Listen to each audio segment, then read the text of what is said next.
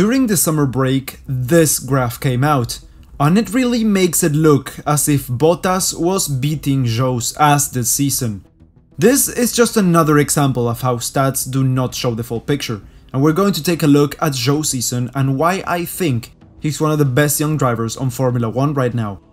China's first F1 driver has always had a great speed, and his junior career goes to show exactly that.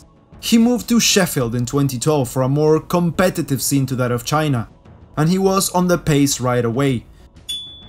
The year after, he just absolutely dominated. His stats for 2013 show he competed in 5 karting championships, where he won 2 of them, was runner-up in 1, and finished 3rd in 2. For the 2015 Italian Formula 4 season, he finished 2nd. That year, he also signed with the Ferrari Driver Academy and moved to Formula 3 for 2016. Here, I must say he wasn't a superstar. With an amazing talent pool, Zhou had to battle against drivers like Russell, Stroll, Norris, Ilott, Schumacher, Ticktum, Bibbs and Schwartzman, and many more. Over the 3 seasons he was there. Still, he took 2 wins in 2018 before moving up to Formula 2. Zhou moved from the Ferrari Academy to the Renault Young Driver program in 2019, and unlike in F3, F2 would be a series where he would improve year after year. Unlike many drivers, he needed a bit of adjusting to get to grips with his machinery, and his 2nd season already showed a lot of speed. 2021, I must say, was his breakthrough year. He raced in both Formula 3 Asia and Formula 2, dominating the former and finishing 3rd in the latter.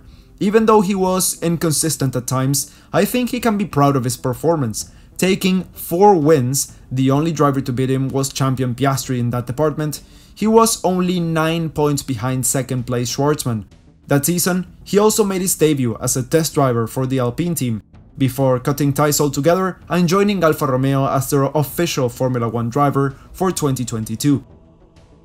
Zhou Guanyu qualified P15 for the Bahrain Grand Prix and finished 5 places up, taking his first points on his debut race. He almost made the points again in Saudi Arabia and Australia, even after not yet feeling comfortable with the car. He was just off the pace in Imola, and in Miami, the bad luck started hitting. He retired from a water leak on lap 6. In Spain, Zhou was one of many drivers to get blocked on qualifying, even after a promising few laps. It didn't matter much though, as a power loss on lap 15 made him DNF again. He was just off the pace again in Monaco, but in Baku he qualified in front of Bottas and was sitting in 10th, before a hydraulics problem put him out of the race. He finished a fantastic 8th in Canada, and qualified 8th for Silverstone. Here, another promising weekend came to an early end after Russell made contact with him.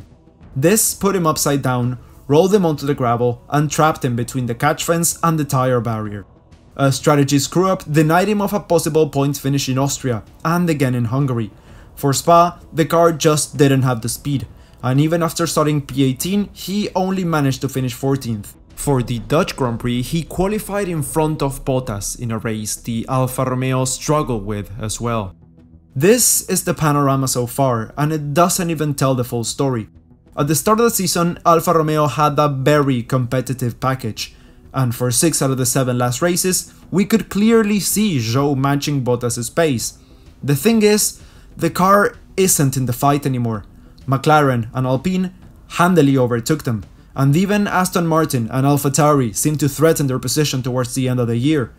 This is what happens with drives like these, and this is the result of people just looking at the numbers. Conclusions are drawn way too early. A lot of people hate on Zhou and want to see him out of Formula 1, but in pure speed I reckon he could outdrive Bottas consistently very shortly, if not now already. He's a driver with a lot of courage and speed. I just want him to have the opportunity to prove himself. I would like to see a contract extension drafted as soon as possible. And since the driver market is kinda crazy right now, I wouldn't be surprised if he ends up hopping teams. I just want to see him on the grid next season, because I know he's got what it takes to stay in Formula 1.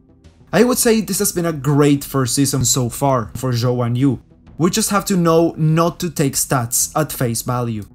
Do you agree? Do you disagree with me? Leave an answer in the comments down below and I would love to read all of them. This has been it for today's video. If you enjoyed it, make sure to leave a like, make sure to subscribe to the channel as well, and I will see you all in the next one.